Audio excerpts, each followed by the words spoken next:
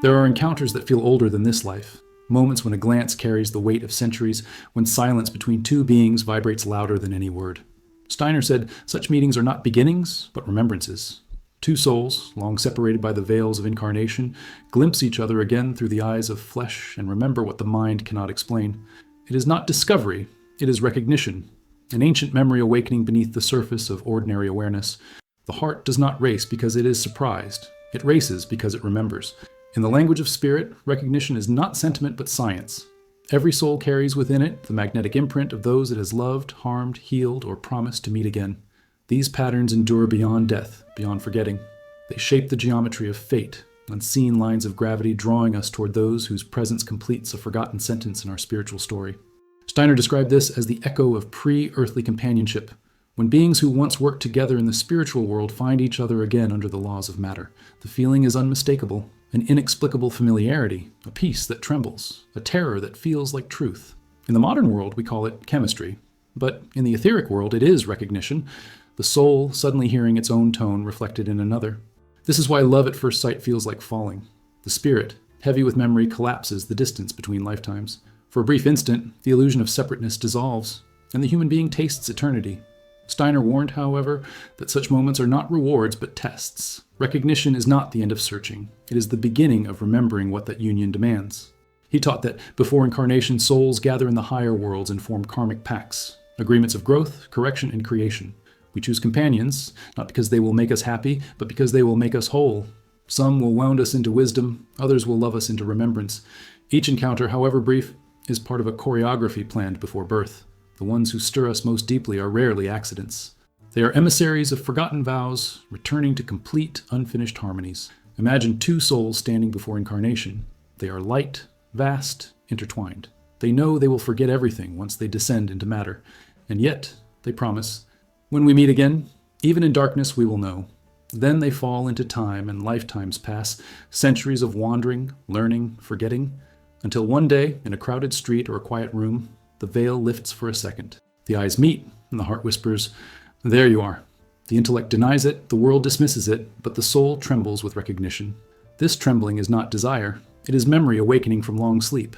Steiner said that this recognition arises from the etheric body, the subtle field that records every experience of the soul. It carries impressions of past lives like grooves on a record. When two such fields meet, they resonate. The body feels it as warmth, electricity, or déjà vu, but what truly occurs is a reactivation of shared destiny. The invisible world remembers, even when you do not. That is why the moment feels both new and ancient, a first meeting and a homecoming in one breath. Yet recognition alone is not the goal. Many mistake the shock of memory for the fulfillment of love. But Steiner warned that recognition without consciousness can lead to repetition, not evolution. Souls who once met in harmony may now meet in conflict to balance what was left undone. Others may feel drawn together yet never unite, for their task is remembrance, not possession. The universe allows them to touch only briefly, like two notes that must sound separately before their harmony can return in another life. Science, in its own blind way, nods to this mystery. Studies show that strangers' heartbeats and brainwaves can synchronize instantly. The physical body, too, recognizes what the mind cannot. But for Steiner, this resonance is no accident of biology. It is the echo of spirit through matter.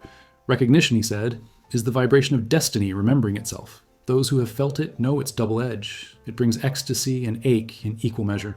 The soul rejoices at the return, yet grieves, for it remembers the separation that will follow. Love between souls is both reunion and prophecy. It reminds us that all meetings are temporary reflections of an eternal belonging that exists beyond the body. So when you meet someone and feel that shiver of ancient knowing, that strange mixture of peace and danger, pause. You're standing in the presence of your own eternity. Do not rush to define it. Do not imprison it in words like soulmate or fate. Simply listen. Beneath the pulse of attraction, beneath the trembling of recognition, there is a single, timeless whisper, you again.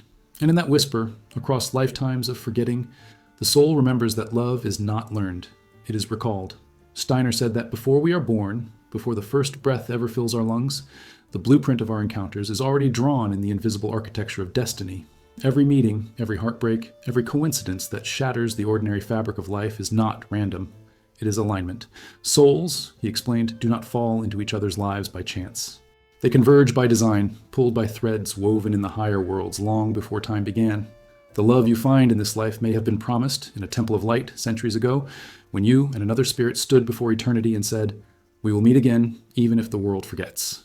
In the cosmic order, nothing truly begins, it only continues. The soul's journey through lifetimes is not a straight road, but a spiral.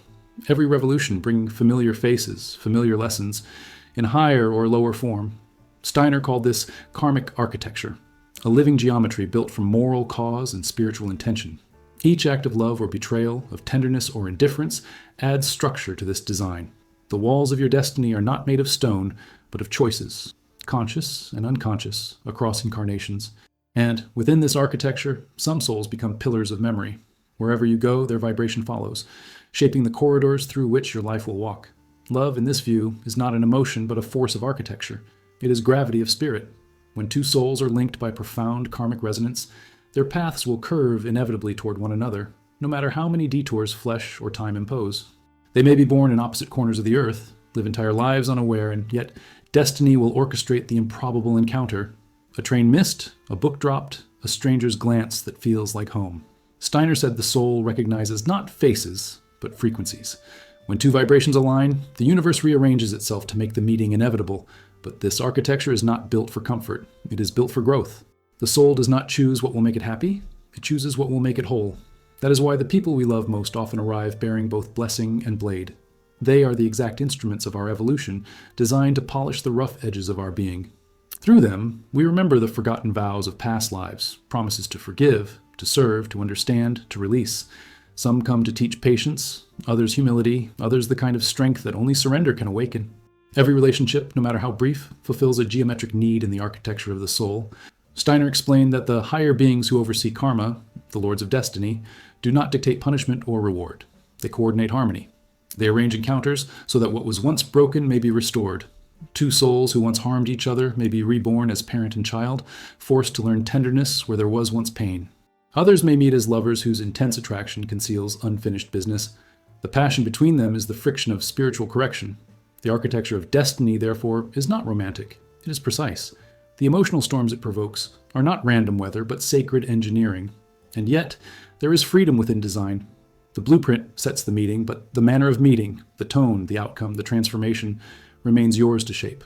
Steiner compared destiny to a composition written by the gods, but performed by human hands. The notes are set. The music depends on how you play them. Consciousness can turn karmic debt into spiritual art. Unconsciousness, on the other hand, turns repetition into tragedy. The difference lies in whether you recognize the architecture as your own creation. Modern physics, ironically, mirrors this principle. Quantum theory speaks of probabilities collapsing into reality through observation, consciousness shaping outcome. Steiner said the same of karma. When you become aware of your pattern, you stop being its prisoner and become its architect. Awareness transforms fate into freedom. The same soul that once suffered at the hands of another can, through understanding, dissolve the karmic knot entirely. Love, when purified of demand, becomes redemption.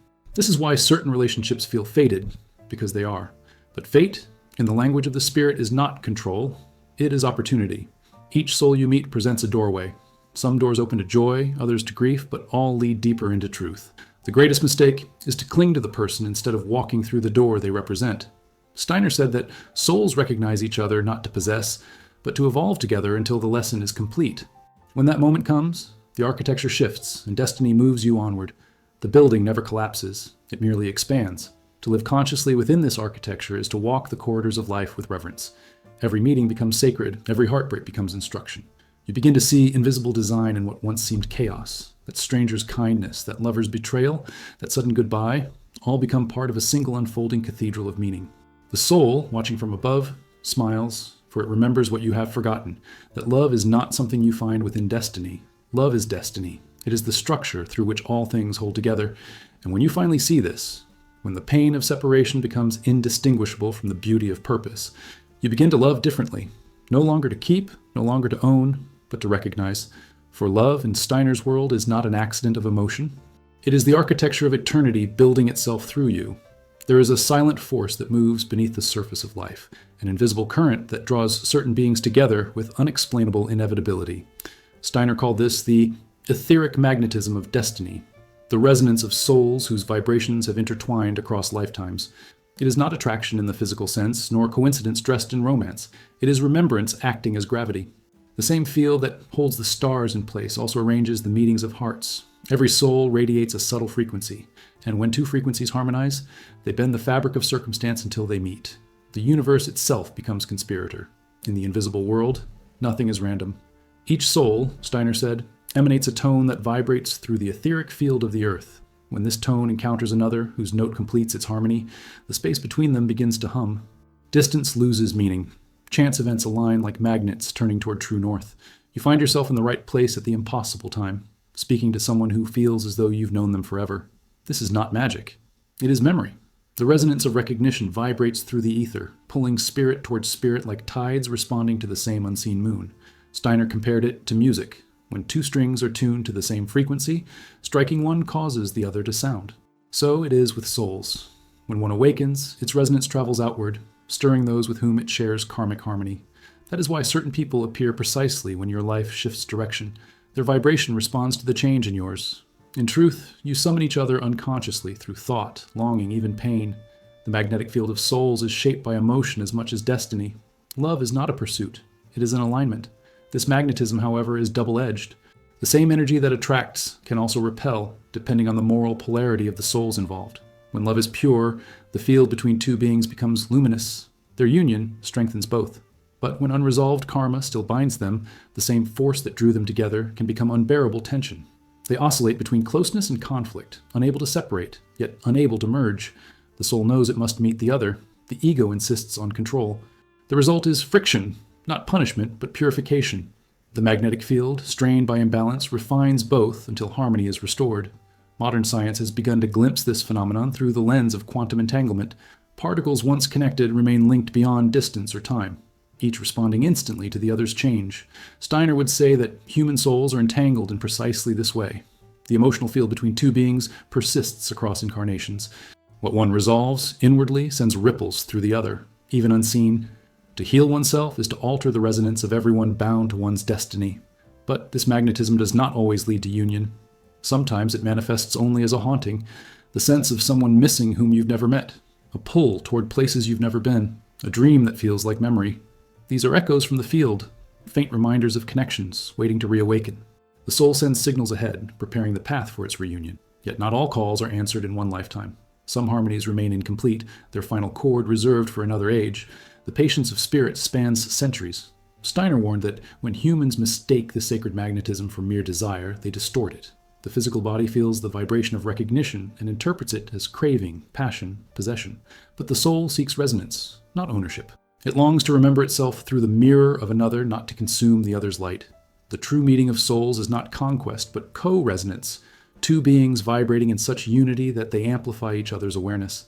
The ego dissolves, and for a moment, the human being remembers its divine origin, the state of being known completely and still loved entirely. He described this experience as moral electricity. It cannot be forced, only prepared for.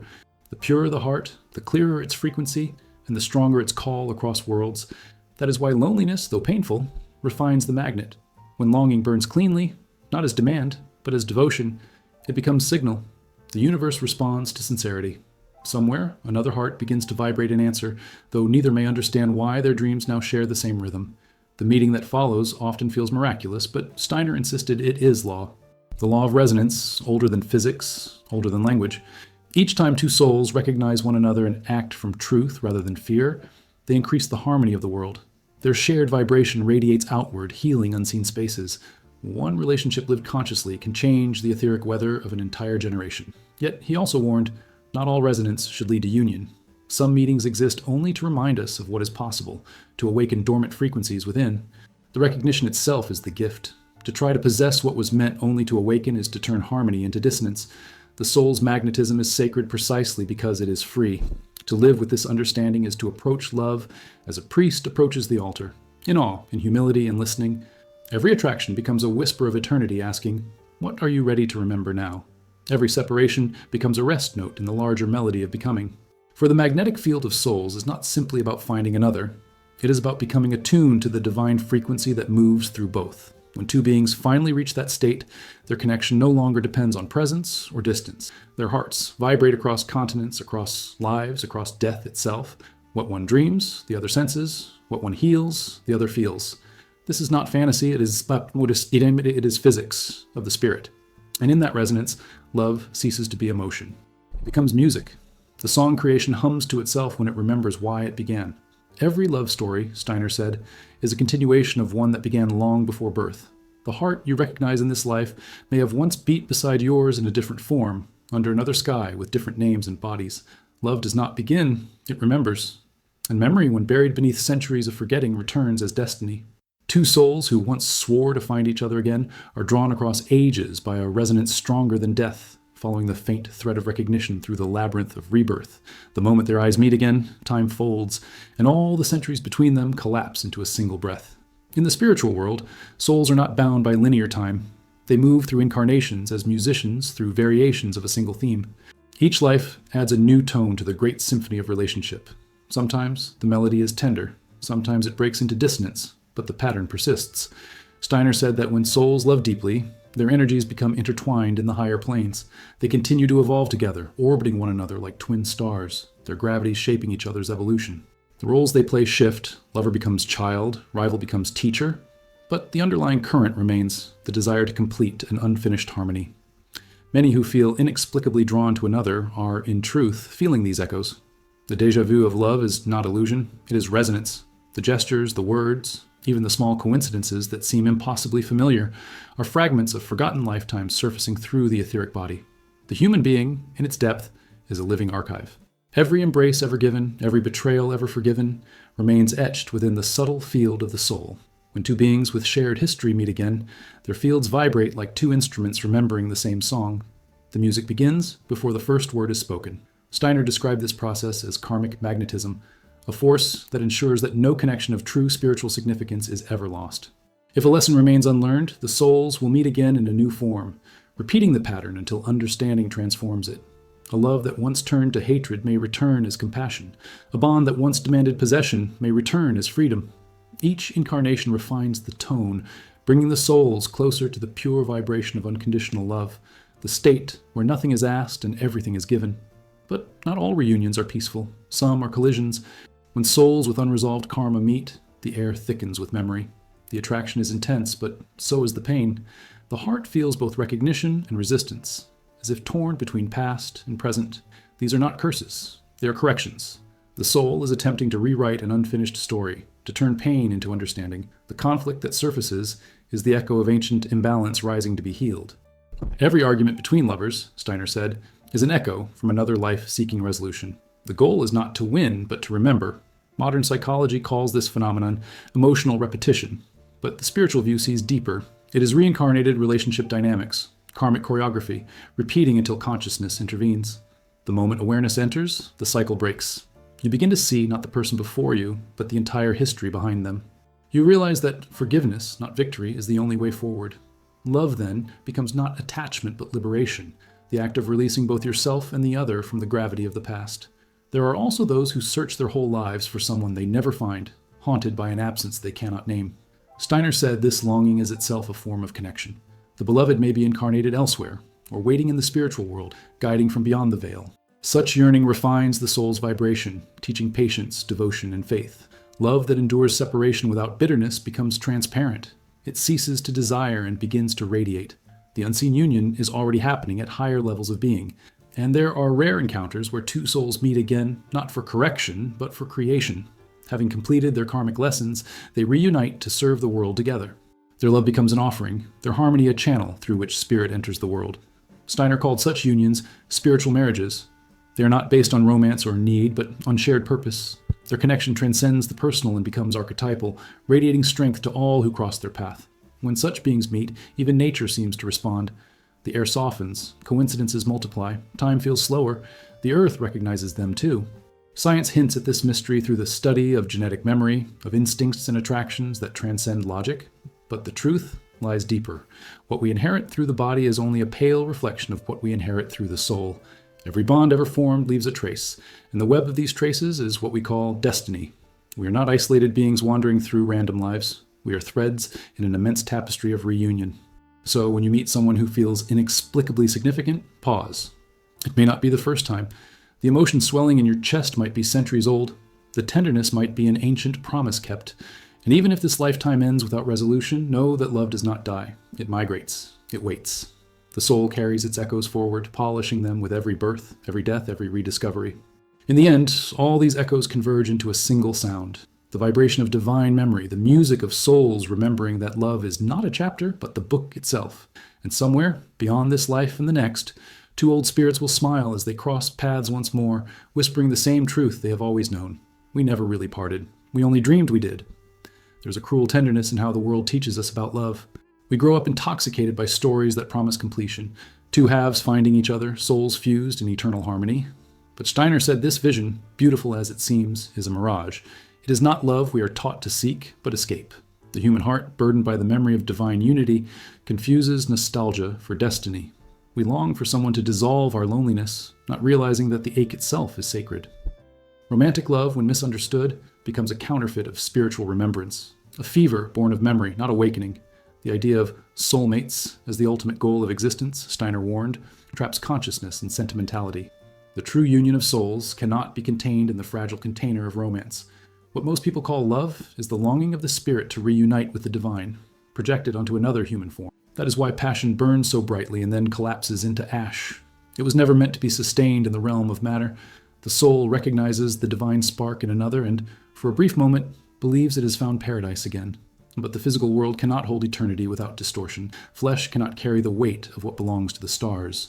Steiner said that humanity's greatest misunderstanding of love lies in confusing reflection with source. The beloved is not the destination. They are the mirror. They show you the divine within yourself by reflecting it through their being. But the ego, terrified of impermanence, clings to the mirror as if it were the truth itself. Thus begins the tragedy of romanticism, the transformation of revelation into possession. The lover seeks to hold the infinite in human arms, and the moment they do, it begins to vanish. For spirit cannot be owned, it can only be experienced. In the ancient mysteries, love was not portrayed as fulfillment, but as initiation. Eros was the fire that burned away illusion, forcing the soul to confront its own incompleteness. The attraction between two beings was understood as a sacred trial, to love deeply without confusion, to see God in another without worshipping the reflection. Steiner revived this understanding in his spiritual science. He said that true love begins when desire ends, when the need to take is replaced by the willingness to see. Until then, we remain trapped in what he called the emotional mirage, where passion masquerades as purpose. Modern psychology, curiously, has begun to confirm this. Studies reveal that the euphoria of early love mirrors the chemistry of addiction. The same circuits that crave pleasure are activated by longing. The high of being seen, desired, chosen, it intoxicates the ego. Yet beneath that thrill lies something purer, the soul's faint recollection of divine union. The tragedy is that we stop at the surface, mistaking the symptom for the source. Romantic love, for all its beauty, is only the first gate, not the temple itself. Steiner said that the purpose of human love is to educate feeling. Through the joy and suffering of attachment, the soul learns discernment, to distinguish between what belongs to time and what belongs to eternity. Every heartbreak, every disillusionment refines this perception. The pain of losing someone you thought was your other half teaches the truth that no one can complete you. You're not a fragment seeking restoration. You are a spirit remembering its wholeness through reflection. The beloved enters your life not to finish you, but to awaken you to what was already complete. The poets, in their way, always knew this. Rumi called the lover a mirror in which you see yourself, but not the self you know. Dante's Beatrice was never a woman of flesh. She was a ladder to heaven. Steiner called this archetype the initiator through beauty. Some souls are born to awaken others through the power of love, not by staying, but by transforming. Their task is not companionship, but ignition. They appear like comets, brilliant, brief, unforgettable, and vanish once their work is done. Those who cling suffer. Those who understand evolve. The illusion of romanticism is not evil, it is training. Through it, humanity learns to feel deeply, to risk, to open. It is a necessary stage in the evolution of the heart, but it must eventually die for true love to be born. The end of infatuation is not failure, it is graduation. What remains after the fire of desire burns out is the quiet light of spiritual recognition. Two beings who reach this stage no longer love for comfort, nor for completion, but for creation. Their connection becomes an offering to the world, a visible echo of invisible unity. And so, Steiner said, do not despise the illusion. It is the chrysalis that hides the wings. The heartbreak, the longing, the disappointment, all are part of the alchemy that transforms personal love into cosmic compassion. What you thought was a story of two hearts was always the universe learning to love itself more consciously. Romantic love is not false, it is incomplete. It points beyond itself like a candle pointing to the sun. When you follow that light far enough, you find that the one you sought in another was waiting for you all along, within the silence of your own soul.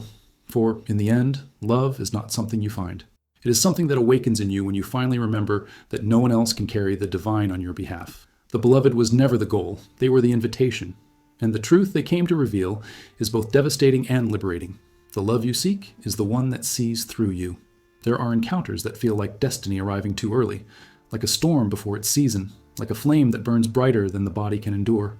Steiner said that sometimes two souls, bound by promises from ancient lives, find each other before their earthly selves are ready to contain the fire of recognition. They meet, and the air trembles. Time bends, memory floods, and for a moment, eternity enters the room. But what follows is not peace. It is chaos. The human vessel, unprepared for so much truth, cracks under the weight of what the soul already knows. When souls meet too soon, love becomes initiation through fire. In the higher worlds, before birth, souls agree on the rhythm of their reunions. We will find each other, they say, when we are ready to remember. But readiness is delicate. The soul's timing obeys divine precision. The human life obeys confusion. Sometimes one grows faster or descends deeper into matter than the other. When they finally cross paths, the harmony they shared becomes dissonance. The attraction remains powerful, but the consciousness that could sustain it has not yet awakened. What was meant to be symphony becomes storm, not as punishment, but as correction. The universe has allowed the meeting not to unite, but to awaken. Steiner describes such encounters as premature recognitions. The heart feels ancient certainty while the mind flails to comprehend. The body remembers light but trembles at its intensity. These relationships often ignite with sacred fire, an almost unbearable magnetism, as if two halves of the same essence have collided, but the flame that joins them also exposes everything that is unready for union. Old wounds surface, fear masquerades as passion. The ego, sensing its own dissolution, begins to fight for survival. One clings, the other flees, and between them burns the unbearable truth. We know each other, but we cannot stay. He said that when this happens, the souls themselves do not suffer. They understand. It is the personalities, trapped in time, that mistake this divine timing for cruelty. The souls have met to remind each other of the covenant, not to fulfill it yet. They are tuning forks, struck before the concert begins. The sound is beautiful but incomplete. To force it is to break the instrument. To honor it is to let the note linger in the air, unfinished but eternal. The pain of separation that follows is not failure. It is the echo of perfection glimpsed too soon. Modern psychology would call it trauma bonding, emotional intensity, or unfinished attachment. But Steiner's view is subtler. It is the etheric body reacting to the shock of memory. When two beings who share deep karmic resonance touch, their subtle bodies recognize before their conscious minds do. Energy flows too quickly, ancient patterns reignite, and the nervous system, unevolved for such frequency, interprets it as both ecstasy and danger. This is why such relationships often feel like lightning. They illuminate everything but leave smoke behind. The soul rejoices, the body recoils. In truth, no meeting is ever wasted. Even when two souls cannot remain together, their brief contact accelerates evolution. Each carries away the other's frequency like a spark in the heart, burning away illusions in solitude. Many years later, in another life, they may meet again, calmer, clearer, transformed. What once was a tempest will then be a sunrise. Until then, the separation becomes the teacher. The longing itself becomes the lesson. To hold the memory without possession, to love without needing, to wait without despair. Steiner warned against confusing divine timing with personal failure. When something feels sacred, yet ends in silence, the mind calls it tragedy, but the soul calls it mercy. For love that arrives, before maturity can destroy as easily as it can awaken. To meet too soon is to see the mountain from the valley, breathtaking but not yet climbable. The glimpse is given to prepare, not to possess. The true reunion will come when both have walked their separate paths long enough to carry the weight of light without trembling. There are stories hidden in our lives, lovers who never confessed, friendships that dissolved without reason, strangers whose eyes haunted us for years. These are not accidents. They are fragments of a divine rehearsal. Sometimes, the universe lets two souls recognize each other not to unite, but to promise. Next time, we will be ready. The pain that follows is purification, the fire that tempers the vessel for a future union too vast for the present form. Steiner often spoke of spiritual patience, the capacity to hold longing without distortion.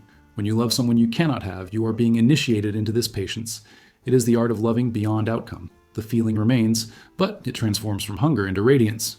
You no longer grasp, you bless. This is the true purpose of meeting too soon, to awaken the heart without consuming it. The distance becomes devotion, the waiting becomes worship. Science, with its cold precision, may explain this as psychological imprinting or chemistry, but even it admits some bonds defy time. Brain scans reveal that the image of a loved one can calm the nervous system as if they were present. Steiner would say, of course, the etheric field remembers even across lives. Energy once shared does not dissolve, it hums quietly beneath the surface of existence, waiting for alignment. So if you have met someone whose presence felt like destiny, but whose departure felt like death, know this: you were not wrong. You were early. The universe does not deny such love. It protects it until both are capable of bearing its magnitude. The silence that follows is not absence, but gestation. Somewhere beyond this life, the melody you began will continue. When souls meet too soon, they do not end. They wait. And when they meet again, perhaps in another century, under another sky, their first glance will carry no shock, no chaos, no fire, only recognition deep as peace. They will not say, I found you. They will say, finally. There are bonds written not in joy, but in suffering. Steiner said that pain, too, is a form of love, not the sentimental kind that warms the heart, but the ancient covenant that carves it open so that light may enter. Between certain souls, there exists an invisible contract, a vow made in the higher worlds before incarnation, that one will awaken the other through the language of loss. These agreements are sacred, though they appear cruel. We meet those who break us, because the breaking itself releases what must evolve. The soul consents to the wound long before the wound is made. In the spiritual realm, before descending into flesh, souls gather in what Steiner called the Temple of Necessity. There they review the threads of karma, unfinished lessons, imbalances of giving and taking, acts of love distorted by fear. Among them are those we have hurt, or who have hurt us. And within that silent hall, we make a choice. One says, I will remind you of what you forgot. The other answers, then I will forgive you again. And so they agree to meet in time. Not as saints, but as mirrors. The pain that will later unfold is not punishment. It is fulfillment of a sacred promise. To awaken one another through the only language the sleeping self still understands. Loss. When the encounter happens, it feels anything but divine. We call it betrayal, heartbreak, humiliation, abandonment. Yet behind each of these experiences stands the teacher disguised as the destroyer. Steiner said that the soul often plays its highest role through the personality's greatest failure. The one who wounds you may be the very being who loved you enough to carry the burden of your awakening. They take upon themselves the role of antagonist so that you may reclaim your power, your truth, your compassion. If they refused, your growth would stall. They descend into darkness for your light to rise. That is the unspoken nobility of karmic pain. The heart, of course, resists this truth. It wants justice, closure, apology. But the soul seeks transformation. It does not ask, why did this happen? But what must awaken in me through this? When pain arrives, Steiner said, the first impulse should not be accusation, but listening. Every heartbreak carries a hidden sentence that begins with, remember. Remember your strength. Remember your worth. Remember that love cannot be taken, only redirected. The soul uses suffering as a scalpel, cutting away illusions until the truth of love, unconditioned and indestructible, stands revealed. Science can measure the body's pain, but not its meaning. Neurologists find that emotional pain activates the same neural regions as physical injury. The body cannot distinguish heartbreak from wound. Steiner would say this is no accident. The soul uses matter to communicate. Pain is spirit translated into sensation. Each ache is the echo of a forgotten truth, demanding embodiment. When you suffer, your higher self is speaking through your nerves. Wake up. This too is love. There are also collective contracts, shared sufferings that bind groups, families, nations. Within them, individuals play roles larger than themselves. The mother, whose loss awakens generations of empathy. The betrayed friend, whose forgiveness heals a lineage. The one who leaves, so another may finally stand alone. Each act of pain, consciously born, becomes alchemy. What was once personal turns universal. The suffering transforms into substance the gods can use. Steiner taught that the soul never wastes pain. The moment it is accepted consciously, it begins to transmute. The bitterness becomes insight. The scar becomes script. You start to see the pattern, the same wound repeating in different faces, the same lesson wearing new disguises. Awareness breaks the cycle. You realize that those who hurt you are not enemies, but instruments, each blow perfectly measured to strike the locked door of your heart. And when that door finally opens, you understand. Forgiveness is not absolution of another. It is liberation of yourself from the weight of unfinished lifetimes. To forgive does not mean to forget. It means to remember without poison. The wound remains, but it stops bleeding. It becomes a window through which light enters. Steiner called this the redemption of pain, when what once shattered you becomes the foundation of wisdom. Every soul that crosses your path leaves an imprint, the painful ones carve deepest. Those scars, though invisible, are sacred script written by love disguised as necessity. And still, the paradox remains. How can something so divine feel so cruel? Steiner's answer was both terrible and consoling, because only in darkness can freedom be proven. The gods could have forced harmony upon us, but they chose evolution instead. They allow dissonance, heartbreak, separation, not as punishment, but as opportunity for conscious reunion. To suffer and still love is the highest initiation. Look at your life and you will see them. The ones who arrived like comets, burned everything and vanished. You curse their memory, yet somewhere in the ashes you find yourself changed, or raw, honest, awake. That is the silent contract at work. They kept their word, though you may never know it. When all debts are balanced, the pain dissolves and something extraordinary occurs. Gratitude replaces bitterness. You no longer wish to return to the past or rewrite it. You bless it. You understand that the one who wounded you did not destroy you. They delivered you to yourself. The contract is complete. And in that moment of release, you may feel a presence, a subtle warmth, a whisper in the air. It is the soul of the one who hurt you, standing quietly beside you, finally free as well. The two of you, enemies no more, rise together in invisible grace. For in the eyes of eternity, there was never cruelty. Only love disguised as pain, waiting for you to recognize its face. There are loves that burn, and there are loves that refine. Steiner said that true spiritual love is alchemical. It begins as longing, passes through fire, and emerges as light. Two souls meeting under this vibration are not here to comfort each other, but to transmute each other. Their union is not the merging of two lives, but the forging of one truth through the friction of opposites. The ancient mysteries called this conjunctio oppositorum, the sacred marriage between sun and moon, spirit and flesh, masculine and feminine. To love at this level is to enter the laboratory of the divine, where the heart becomes crucible and the soul becomes flame. Most people seek love as escape from the rawness of existence. But when the true counterpart arrives, the one written into your karma, the one who mirrors both your light and your shadow, there is no escape, only exposure. Everything hidden rises, every wound vibrates. The other becomes your philosopher's fire, burning away falsehood, pretense, and comfort. What the ego calls destruction, the soul calls refinement. Steiner warned that such relationships are not romance, but initiation. You do not fall into them, you are summoned. And once the work begins, there is no returning to sleep. In the alchemy of union, the beloved is both catalyst and mirror. Their presence dissolves the crust of personality, forcing the buried self to emerge. The passion that ignites between such souls is not merely physical, it is elemental. The heat between them is the friction of transformation, the universe itself demanding evolution through love. When you look into their eyes, you do not see another person. You see the unhealed parts of your own being asking for integration. Love in this form is not bliss, it is purification. Steiner compared it to the transmutation of lead into gold. The lead is the ego, heavy, dull, dense with fear. The gold is the spirit, radiant, incorruptible, eternal. The process between them is suffering. But through the fire of love, something miraculous occurs. Two souls, through mutual recognition, accelerate each other's evolution. What one releases, the other redeems. What one wounds, the other heals. Slowly, painfully, the dense matter of personality melts, and something luminous begins to emerge. The two are no longer separate entities. They become a single vibration resonating through different forms. Yet this alchemy demands courage. It requires that both partners surrender their illusions, their masks, their craving for control. The union cannot exist in the realm of possession. It thrives only in truth. The moment one tries to cage the other, the gold turns to ash. Steiner said that spiritual love is a fire that must be free.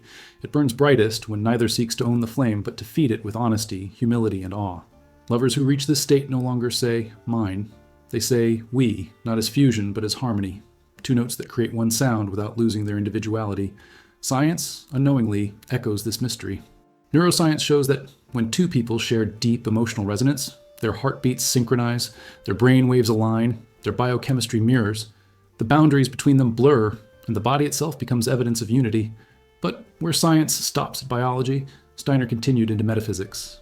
The same synchronization happens in the spiritual planes. Two souls in true harmony emit one frequency across worlds. Even when separated by distance or death, they remain attuned.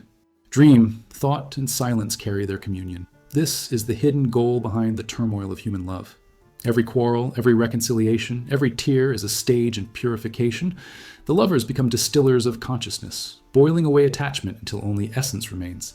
When the process completes, they no longer need to remain together physically. The union continues internally. The beloved becomes an inner presence, a living archetype through which the soul communicates with the divine. Love ceases to be a relationship and becomes state of being. Steiner warned that few reach this point because the modern world mistakes comfort for love. It flees the fire before transmutation can occur. But those who endure discover something extraordinary. The beloved who once triggered every wound now becomes the vessel of peace. The same fire that once consumed now warms. Desire softens into devotion. Attachment melts into gratitude. You realize that love was never asking you to find someone. It was asking you to find God through someone. He called this final stage the gold of the heart. Here, two souls recognize that they were never separate to begin with. The years of passion and pain were merely the alchemical process of remembering. What began as seeking ends as seeing. You no longer chase the beloved outside yourself. You feel them within, in the stillness behind breath, in the pulse of the cosmos moving through your veins. The duality dissolves, and what remains is awareness itself. The eternal lover and beloved reunited in the silence of being. The world may not understand such love. It will look too still, too deep, too quiet. But beneath that calm surface burns the brightest fire of all, the one that creates rather than consumes. For the alchemy of union does not end in two bodies intertwined. It ends in two souls vibrating so purely that even the gods pause to listen. In their harmony, the cosmos hears its own reflection and remembers what it once was. Love in motion, love made matter, love becoming light again. Every true union, Steiner said, must one day pass through the gate of separation, not as tragedy, but as transformation. Love, to evolve, must learn to live without form. When two souls part, whether by distance, silence, or death, the body mourns, but the spirit ascends. What feels like ending is initiation into a higher octave of love, one freed from possession, purified by loss, sustained only by memory and presence invisible to the eye. In that silence, what once was shared externally must now awaken inwardly. The beloved moves from your arms into your consciousness, from your life into your being. You do not lose them, you become them. Steiner often said that separation is the most precise test of spiritual maturity. The ordinary heart believes that love ends when contact ends, but the awakened soul knows that love begins where contact becomes impossible. The pain of absence is the crucible in which attachment dies and devotion is born. To lose the beloved is to discover whether you ever truly loved them or merely their reflection. When the object disappears, only the essence remains. That essence is the truth of love itself. In the higher worlds, separation is never punishment. It is the next step of the vow. Before incarnation, souls agree not only to meet, but also to part, to teach each other independence, to awaken latent strength through longing. I will leave, one soul might say, so that you may find in yourself the love you once saw in me. It is a cruel kindness, a mercy veiled in heartbreak. The parting is not failure, it is fulfillment of a hidden clause in the contract of growth. And though the human heart bleeds, the soul above it smiles, knowing that both have become more complete through the wound. Steiner compared this process to the phases of the moon. Union is the full moon, radiant, visible, overflowing. Separation is the new moon, dark, empty, silent. Yet the same moon remains, only its light is hidden for a time, so that inner light may grow. Those who cling to the full phase of love never learn that the darkness, too, is sacred. For in the absence of the beloved, one encounters the ultimate question. Was my love dependent on their presence, or does it breathe on its own? In the language of the mysteries, this stage is called the dark night of the lover. It mirrors the soul's journey through death itself, the stripping away of form, identity, and certainty. You wake in the night and reach for a presence that is no longer there. The air feels hollow, reality less real, but Steiner said this emptiness is not void. It is vessel. The divine has withdrawn the external forms so that you may find the same vibration within yourself. What you called, you and I, must now become, I am. Modern psychology, in its limited tongue, calls this grief, detachment, healing. But Steiner heard a deeper resonance. He said grief is the soul's way of expanding its boundaries to include what it can no longer touch. Every tear, every ache, stretches the heart's etheric field until it can hold the memory of the beloved as living presence. This is why, after great loss, many report sensing their loved one nearby, in dreams, in sudden fragrances, in the calm that follows despair. The separation, lived consciously, thins the veil between worlds. The relationship continues, transformed from physical to spiritual. He taught that souls who have shared deep love often assist each other from opposite sides of existence. One incarnates, the other guides. The human feels it as intuition, synchronicity, invisible comfort, a warmth that arrives uninvited yet unmistakably familiar. The conversation persists, but through new language, the language of signs, of silence, of knowing without words. To those who understand, death is not end, but correspondence resumed at a subtler frequency. The love that survives the grave is the one that finally fulfills its purpose, to prove that it was never bound by matter. Yet the initiation of separation is not only for the departed, it is also for those still living apart. The lovers torn by distance, the friends estranged by fate, the souls whose paths diverged before comprehension, all are students of the same mystery. The ache of missing is not punishment, it is exercise. The heart, stretched across absence, learns elasticity. The memory of what was once shared becomes inner compass, pointing always toward the truth that love's essence cannot diminish. Steiner said that the highest stage of love is solitude without loneliness. The one who has truly loved carries the other's light within them, burning quietly in the inner temple. You do not need to see them to feel them, nor to speak to know. Their presence becomes constant because it is no longer tied to place or time. In such silence, longing transforms into gratitude. The soul whispers, "Thank you for leaving when you did, so that I might find the eternal within myself." Science can describe attachment and detachment, but it cannot quantify the miracle that, after losing, one grows larger. The heart, through its breaking, becomes transparent. Light passes through the cracks. What was once personal becomes cosmic. You begin to love not only the one who left, but everything that still remains. The wind, the sky, the anonymous faces of humanity. The individual love dissolves into universal compassion. That is the final proof of initiation, when pain no longer contracts but expands. And so, Steiner said, do not curse the parting. Do not cling to what was meant to move. Love that resists change fossilizes. Love that allows transformation becomes eternal. When you can look at the one who walked away and feel only peace, you have crossed the threshold. You have turned heartbreak into doorway. You have become the love that no longer depends on form. In this way, separation is not the end of the story, but the revelation of its purpose. Every goodbye whispered through tears echoes in eternity as a single resounding truth. Nothing real is ever lost. For the souls who have truly loved will meet again, not to begin anew, but to continue what never ceased. There comes a moment beyond time and beyond form when all the threads of love, the meetings, the separations, the ache, the fire, converge into one stillness. Steiner called it die ewige Wiedererkennung, the eternal recognition. It is not an event, but a revelation. The instant when the soul finally remembers that every love it ever lived, every face it ever cherished, was a mirror of the same divine presence. The search ends, not because the beloved is found, but because the seeker dissolves. What remains is awareness, vast, luminous, endless, gazing upon itself through the eyes of every being it has ever loved. In that final recognition, there is no distance left to cross. The lover and the beloved have ceased to be two. The universe itself becomes their shared breath. Steiner said that this is what humanity calls heaven, though heaven is not a place but a perception. It is the state of consciousness in which every encounter is seen as reunion, and every soul is recognized as kin. You no longer fall in love. You see love, everywhere, in everything. The boundaries between mine and yours, now and then, melt into the radiant neutrality of eternity. The work of lifetimes collapses into a single realization. There was never separation. There was only remembering. In the higher worlds, this recognition is experienced as light, not blinding, but tender, intelligent. It carries the vibration of homecoming, the echo of the first word that set existence into motion. Each soul, as it awakens into this awareness, perceives all the others who have walked beside it through centuries of forgetting. You recognize the ones you once called lover, child, enemy, stranger. Their forms blur, but their essence gleams unmistakably. And as you greet them, there are no explanations, no apologies, only knowing. Only love that smiles through every lifetime like a constant sun rising behind shifting clouds. Steiner said that what we call divine love is simply human love purified of illusion.